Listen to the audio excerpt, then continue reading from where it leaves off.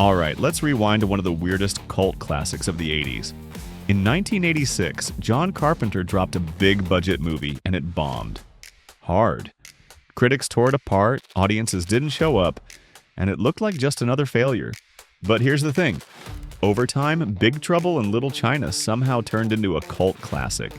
People started rewatching it, quoting it, loving it, and even critics went back and said, wait, maybe we missed something. Funny enough, the exact same thing happened to Blade Runner, which got trashed at first and later became legendary. And yeah, about 10 years ago, there were constant rumors that 20th Century Fox wanted to remake Big Trouble, with Dwayne Johnson in talks for the lead. But then Disney bought Fox, and those plans quietly disappeared. Classic Hollywood move. Now, to understand how this movie even happened, you need to look at John Carpenter's career. In the late 70s and early 80s, he was on fire. Low-budget movies like Halloween and The Fog cost about $1.3 million combined and made around $80 million. Halloween alone instantly became a franchise. Then came Escape from New York in 1981, and suddenly big studios were paying attention. Bigger budgets followed, but the hits didn't. The Thing flopped in 1982. Christine didn't do well in 1983. Starman in 1984 struggled too. So by 1986, Carpenter was already on a losing streak, and Big Trouble in Little China was supposed to turn things around. Instead, it made things even worse. And this is where it gets interesting.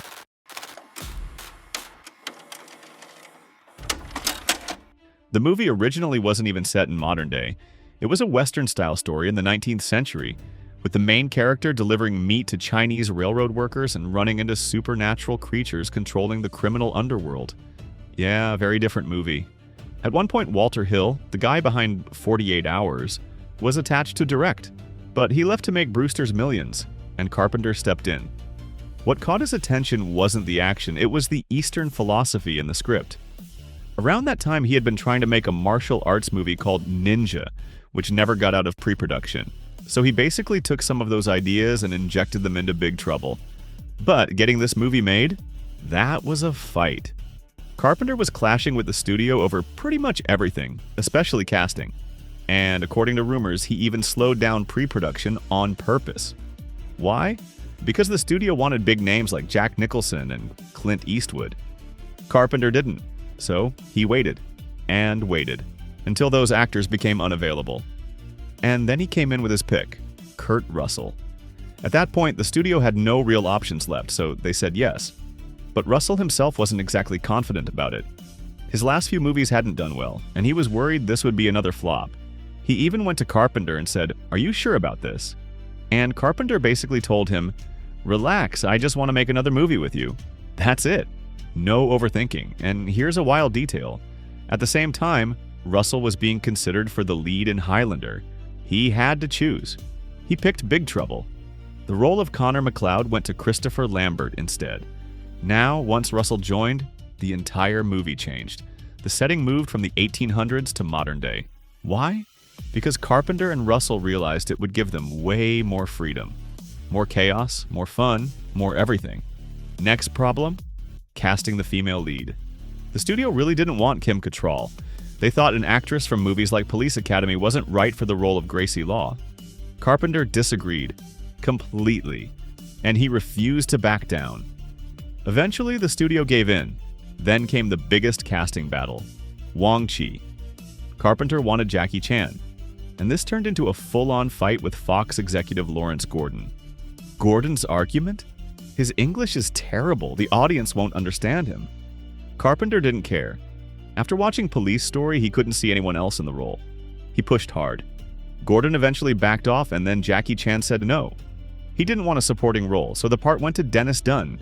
And honestly, that decision ended up defining the entire movie. Because here's the twist. The real main character of Big Trouble in Little China isn't Jack Burton, it's Wang Chi. Carpenter has said this many times. Jack Burton, played by Kurt Russell, is basically the sidekick. A loud, overconfident American who has no idea what's going on. Meanwhile, Wang Chi is the actual hero. Skilled, focused, and completely in control. That was intentional, and the studio hated it. At the time, Hollywood almost always portrayed minority sidekicks as comic relief. Less capable, less important. Gordon wanted that version. Carpenter did the opposite, and this creative clash kept going throughout production. Filming lasted about 4 months, and it wasn't easy. According to Carpenter, dealing with Gordon was the hardest part. Every decision turned into a battle, and more often than not, Carpenter lost. For example, the opening scene with the lawyer, that wasn't in the original cut. It was added after filming wrapped because Gordon thought it would make Jack Burton look more heroic.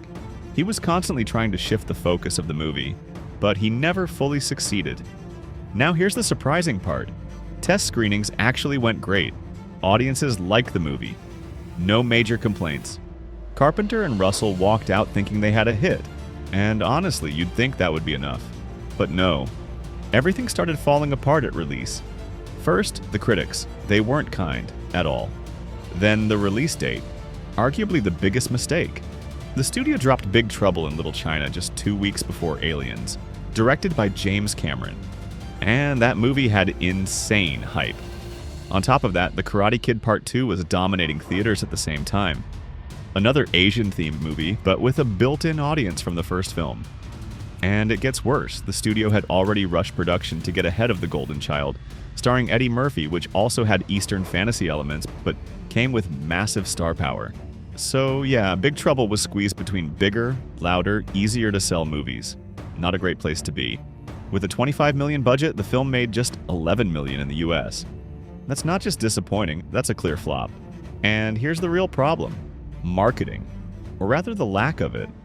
The studio had no idea how to sell this thing. Was it an action movie, a fantasy, a martial arts film? Even they didn't know. And when you don't know how to explain your movie, the audience definitely won't get it either. Kurt Russell later admitted he always knew this would be a tough sell. The cast was mostly Asian actors, which was unusual for Hollywood at the time. The story was hard to summarize, and if you tried, it sounded kind of insane.